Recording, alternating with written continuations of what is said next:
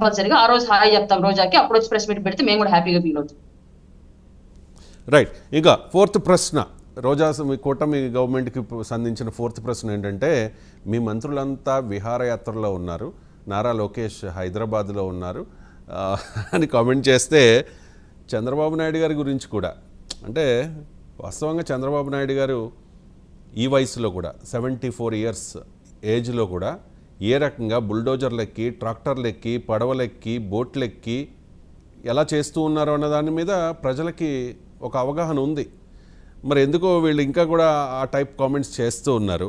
ముఖ్యంగా విహారయాత్రలకు వెళుతూ ఉన్నారు, విహారయాత్రలో ఉన్నారు అని చెప్పి. రోజా గారు విహారయాత్రకు వెళ్ళినప్పుడు మరి జన సైనికులు చేసిన ర్యాగింగ్, మీరు చేసిన ర్యాగింగ్ నేను మర్చిపోలేను. రీసెంట్గా వెళ్ళారు కదా. సో ఇప్పుడు మరి ఎంత జరుగుతున్న విహారయాత్రలకు వెళ్తూ ఉన్నారు అని చెప్పి కామెంట్ చేశారు. మరి అవగాహన లేక చేశారో ఎందుకు చేశారో నాకు తెలియదు. ఒకసారి థర్డ్ వన్ ఏంటంటే, ఈ రాష్ట్ర ముఖ్యమంత్రి నుంచి మంత్రుల వరకు ఎప్పుడు ఫ్రైడే వస్తుందా, ఎప్పుడు హైదరాబాద్కి వెళ్దామా, లేదా ఎప్పుడు విహారయాత్రలకు వెళ్దామా అని ప్లాన్ చేసుకోవడంలోనే చిత్తశుద్ధిగా ఉన్నారనేది ఈ 5 రోజులు మీరు చూస్తే మీకే అర్థమవుతుంది. 30వ తేదీ భారీ వర్షాలు వస్తాయని ముఖ్యమంత్రి గారికి, మంత్రులకి 28వ తేదీనే వాతావరణ శాఖ సమాచారం అందించినా ఎటువంటి సమీక్షలు లేదు, ఎటువంటి ముందస్తు జాగ్రత్తలు లేదు, ప్రజల్ని కాపాడాలన్న చిత్తశుద్ధి లేదు అనేది స్పష్టంగా అర్థమవుతుంది. రైట్. అంతా కూడా ముందే తెలిసిన, వాతావరణ శాఖ హెచ్చరించిన, మంత్రులంతా కూడా విహారయాత్రల్లో ఉండడం వల్ల, ఇక్కడ అందుబాటులో లేకపోవడం వల్ల ఈ విపత్తు సంభవించింది అని రోజా గారి మాట, ఆరోపణ.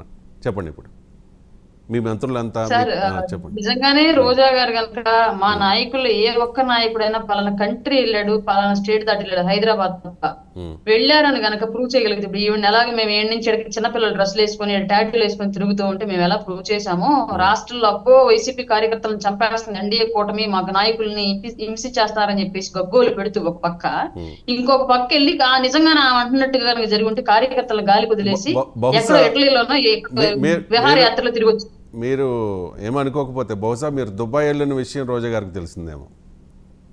తెలియనండి, నష్టం ఏముంది. నేను దుబాయ్ వెళ్తే నేను వరదలు రాకముందు వెళ్ళాను, నేను కళ్యాణ్ గారి బర్త్డేకి. ఇప్పుడు సడన్ గా నా కోసం ఫ్లైట్ ఇంకోటి వేయలేరుగా. నా ఫ్లైట్ 3వ తేదీ రిటర్న్, 3వ తేదీ వచ్చేసాను నేను.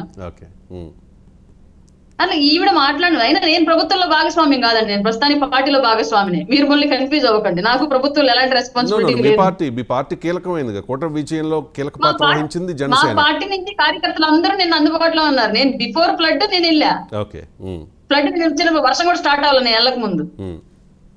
అలాగే ఇంకొక విషయం ఏంటంటే అండి, స్టేట్ లో ఉన్నటువంటి మంత్రులు, ఎమ్మెల్యేలు, chief minister, deputy chief minister మొత్తం అంతా స్టేట్ లోనే ఉన్నారండి. ఏ ఒక్కళ్ళు కూడా యాదృచ్ఛికంగా కూడా స్టేట్ దాటి వెళ్ళలేదు, అందరూ అందుబాటులోనే ఉన్నారు, నిరంతరం పర్యవేక్షిస్తూనే ఉన్నారు. అనిత గారు కూడా అక్కడ, నేను పిల్లల్ని తీసుకుని, మా పిల్లల కాలేజీ కూడా మునిగిపోతుంది తీసుకెళ్ళమంటే ఫోన్ చేస్తే పిల్లల్ని తీసుకెళ్ళి వెళ్ళినప్పుడు కూడా అనిత గారు దారిలో అక్కడే ఉండి పర్యవేక్షిస్తున్నారు. సెక్యూరిటీ అంతా ఆపి చాలాసేపు మేము ట్రాఫిక్ కూడా ఆగిపోయింది.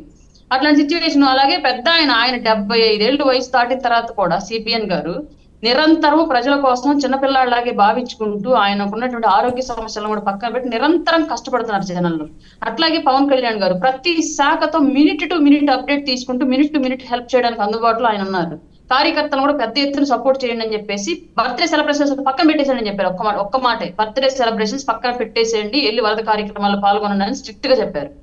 ఇట్లాంటి సిచ్యువేషన్ లో నాయకులు అందరూ కూడా ప్రజల పక్షాన్ని నిలబడుతూ ఉంటే ఎక్కడో కూర్చొని అసలు ఈ స్టేట్ లో కూడా అడుగు పెట్టకుండా, వచ్చిన వాళ్ళు కూడా కనీసం ₹1 సహాయం చేయకుండా, వచ్చిన వాళ్ళు కనీసం ప్రభుత్వానికి మేము మద్దతు ఇస్తామండి అని చెప్పి ఒక హామీ కూడా ఇవ్వకుండా వచ్చి బురద జల్లేసి వెళ్ళిపోయి వీళ్ళు ఇష్టారీతిగా మాట్లాడితే మాటలను పట్టించుకునే వాళ్ళు ఎవరండి? వాళ్ళ సమస్యలో ఉన్న ప్రజలు సహాయం ఏం చేస్తారని చూస్తారు తప్ప ఇలా మాటలు పట్టించుకుంటారా? ఇక చెప్పండి. ఇక లాస్ట్ ప్రశ్న. ప్రభుత్వానికి ఇచ్చాడు, ఆయన సొంతంగా ఆయన డిప్యూటీ సీఎం. నేను ఈయనలాగే జగన్మోహన్ రెడ్డి అన్నట్టుగా నేను ఎవరికి ఇవ్వాలి, ఏం చేయాలని నేను డిసైడ్ చేసుకుంటానని చెప్పి చెప్పాలి. ఆయన ప్రభుత్వంలో ఉన్నప్పటికీ కూడా డైరెక్ట్ గా ప్రభుత్వ ఖజానాకు ₹1 సపోర్ట్ ఇచ్చారు. అట్లాగే మిగతా వాళ్ళ నుంచి కూడా విరాళాలు ఆహ్వానించాడు ఆయన పార్టీ కార్యకర్తల నుంచి. ఆ పని వీళ్ళు ఎందుకు చేయలేదు? రైట్.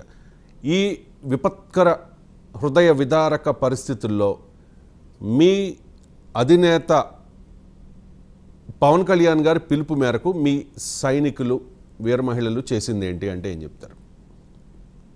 క్లియర్ గా గత 4 రోజులుగా ఎక్కడైతే ముంపు ప్రభావిత ప్రాంతాలు ఉన్నాయో ఆ ప్రాంతానికి పెద్ద ఎత్తున ఫుడ్ సప్లై, పాల సప్లై, వాటర్ బాటిల్ సప్లై, అలాగే ప్రభుత్వం పెట్టినటువంటి బోటుల్లో ప్రజల్ని ఎక్కించుకొని సురక్షిత ప్రాంతాలకు తరలించే పని, ఇవి అన్ని కూడా టీడీపీ, జనసేన, బీజేపీ కూటమిలు ఏకమై మరి అక్కడ ఉన్నటువంటి ప్రాంతాల్లో పర్యవేక్షించి వాళ్ళందరినీ ఒడ్డుకు తీసుకొచ్చి సురక్షిత ప్రాంతాలకు తరలిస్తూ బట్టలకు కావాల్సిన వాళ్ళకి బట్టలు, ఫుడ్ కావాల్సిన వాళ్ళకి ఫుడ్, వాటర్ కావాల్సిన వాళ్ళకి, చిన్నపిల్లలకు పాలు ఇవన్నీ అందిస్తూ ఈవెన్ మెడికల్ సహాయం అవసరం వాళ్ళని తీసుకెళ్లి హాస్పిటల్స్ లో జాయిన్ చేపిస్తూ గర్భిణులు, వృద్ధులు ఇట్లాంటి వాళ్ళని డెఫినెట్ గా ప్రతి ఒక్కరికి అందుబాటులో ఉన్నారండి. ఇవాళ మాకు ఈ పార్టీ మూడిట్లో ఏ కార్యకర్త మాకు కనిపించలేదు అని చెప్పేసి అనే ఒక్క వ్యక్తి కూడా ఫ్లడ్ ప్రభావిత ప్రాంతాలు లేరు.